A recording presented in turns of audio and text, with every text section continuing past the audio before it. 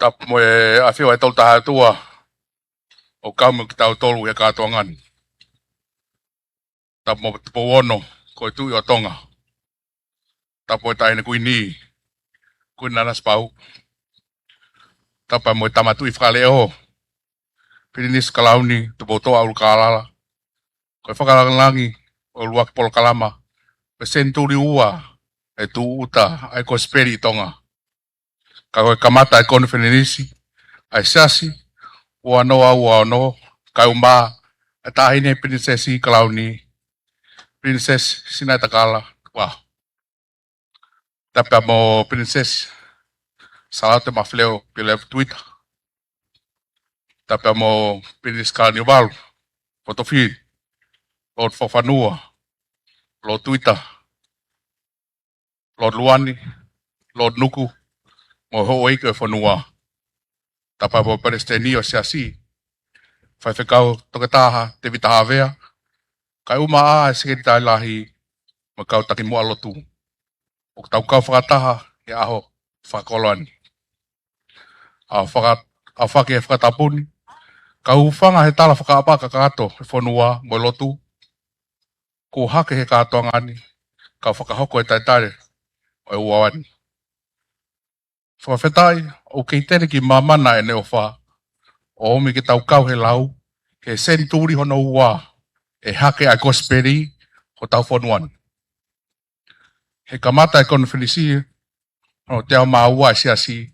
Mohono Huufi a whare ne langa ke unga ki ai a Siasi o Tatakamotonga. Nai tuaia i ngā oe ia. Ka koe ai ke fu lelei. Isa nai uhinga pe ia. Ke kau whakataha hono whakailonga e senturi ua ai hake lotu. O ko kau whakataha, o kau whaiwhikau mo i kai ngā o e Ulukalala. La venga o Tonga, makatolo a maui mo whātumu. O mawhola nima he ahoni. Ke whakailonga i e ngā o e Koloa'ia, ma kamata e konferensi te maua, o e whakamanatu e senturi ua ai haka e lotu i Tonga. Ai mautaitari mo loto hanga marie, ai Tama tu i Fakale'o, Pilinisi Kalauni Tupouto'a Ulukalala, i ho lau marie lelei, ke mea mai ki o tau api Tupouto'a. Koe whakawhalakalangan. Mo whakaolo ai ngā ue Koloa'ia. O me ite loto kotoa o tau kaingani, ke tai lelei ai whetuuna. E o kua uhongi he lea ke whakahai e mau fiefia. O mau Koloa'ia, e o mau tapuaki, ke kau mo ia Fiona, pepe mo whare, he ko tau api eni. Tau mea mai pe, kai a asiri e mau sekisekia he hiki o langi. O ko tate lelei heni ai tae ni prinsesi sao te peo levu, ke kei mea pe whakamauanga, ka mau kai lao he whatongia. Tai lelei e hau kotoa, ko mo mea mai, ke tau ka whakataha e ahoni. O ko tai lelei heni, ai Tangata'eiki Palesiteni, whaiwhikau Tongata'eiki Havea, sige tai lahi, ma ko kau konferensi te maua, ma kau whakawhi kotoa, o tau kau whakataha heni, ke taitari o e ahoni. Ko e whakahistoria i a ahoni, whakamanatu e senturi ua ai haka i lotu, ka aku whanguna e manatu, ki he tawalu o ua, e taitari e whatu, ai misnare Uesiliana, ko misalore, e taulanga i he whanga ko fuipa, neo ne tau pe mo e lau mahina, ka nai mo ui pula e lotu he kerekeleni. Ne tonu pe hono ka matahe ni, e whakamanatu ni, he koe tau e uano, wangea mawha, e hake e lotu heni. Fiefia ka koha fiefia, te mau whāna lahia. He kau whakatahe ni mo ngā he toko wa eki koe ni, Pilinisi Kalauni walu, lo whakawhanua, koe paremia, ka malon luani. Malo e hoko e ahoni, ke mo mea mai heni, o mea ki ho tau Tupouto'a. Ko mo tāle lei, ke kau mai ki e whatongia o e ahoni. Ko e api eni ko Tapuni Siliva. Ne tau hingoa ki he lika, a Tungi hala tuituia.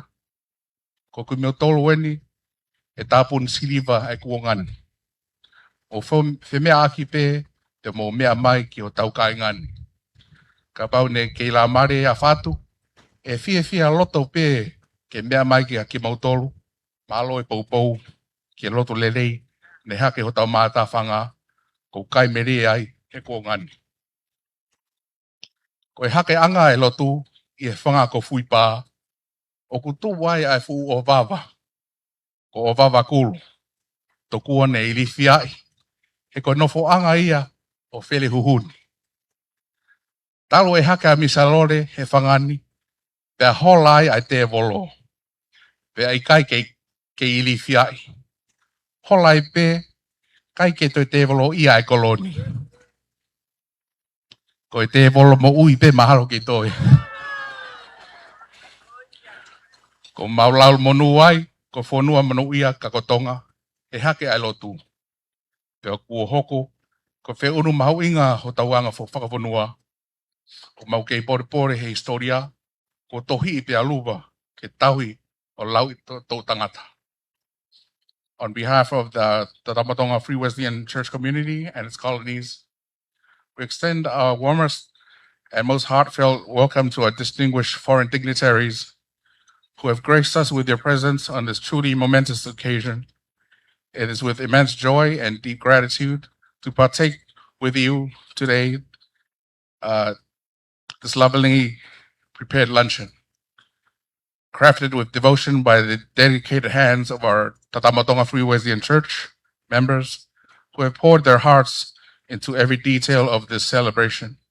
We gather today in a spirit of unity, faith, and thanksgiving as we mark the dedication and grand opening of our cherished Tatakamotonga Uluaki To'etu'u church building, a milestone long prayed for and now gloriously realized. Whamalolahi ke Palesiteni, mo Pilinisi, ho mo mea mai ke tau Katoanga he aho ni, mono kamata'i e Katoanga e senturi ua, e loto me Tapuni Siliva. Malo e tokoni mai ke ngaweni, malo e kātaki, mono whatau lamai e ngaweni. Whamalolahi eni, ke kāinga Tatakamotonga kotoa pe i heni pe mo muri foki. E kātaki lahi, mo piki uma, mo vahe ho mo koloa mo lotu. O lava lele ai ho tau saione, o no langa. Whamalo ke tonga kotoa, he tokoni kotoa ne mo lave mai ai, ke ono whakakato ho mau tō nou. Tawange, ke kei whakawhonu mai ho mo wangai anga mea, ke oua naka whanohifo, ka kei tōriki, te me i tāniti. Ko karia, ne omi ai ai ngahi maka ki o tulangi, ko lomi peao. Ne kai ilonga e tākina e peau e kariani. He nā ne lolomi pe peau, hangi e pe o kunonga. Ko hake lotu i tonga, ke ne lomi e ngahi peau o taimi. O whatongia ki e whanonga, ko ukia ke tau heka whataha he waka e kosperi, ko ia ko tau maluanga. Ko whalanima o e aho ni, luvatu ia, ki ilo ai ko ni Pilinisi mo ka whakawhe o e aho ni. Ko konga ia e mau kawala, e pua kawa e tauni. Whakamoremore, ka ia e hahalofia, ka wasia mau Uesiliana. Ko maurea, si pelo whatai, ka hoto VVE me paki. Ko mako na ho tau la marie, he ngā hiva marie, mo e whekau e aho. Ko mau tau lotu ia, mo e whakatawanga ke loto i lao marie mauni oni, he tau mea kotoa, e konferensi tau maua, whamono ui atu e ngai whatongia, o tau teua ki ai, tua whātu malo. Lava ia ai Ouau Lea Talitali, Hiki Taumafa e Hoatani, Pilinisi Tungi.